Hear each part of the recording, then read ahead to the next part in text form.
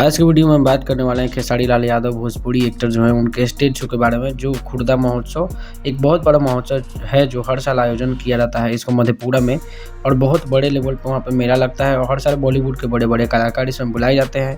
इस बार भी खेसारी लाल यादव को बुलाया गया है, जिसमें उनके साथ साथ उनका साथ देने के लिए बॉलीवुड के बहुत बड़ी सिंगर है श्रेया घोषाल। इनका नाम आप लोगों ने सुना होगा।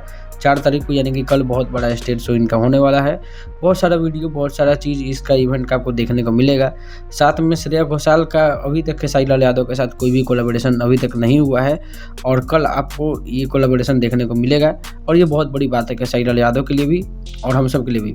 साथ में लाल खकड़ी गाना रिलीज हुआ है खेसारी लाल यादव का सुर म्यूजिक पे। 2.5 लाख के आसपास इस पे व्यूज आ चुके हैं अभी 7 घंटे में।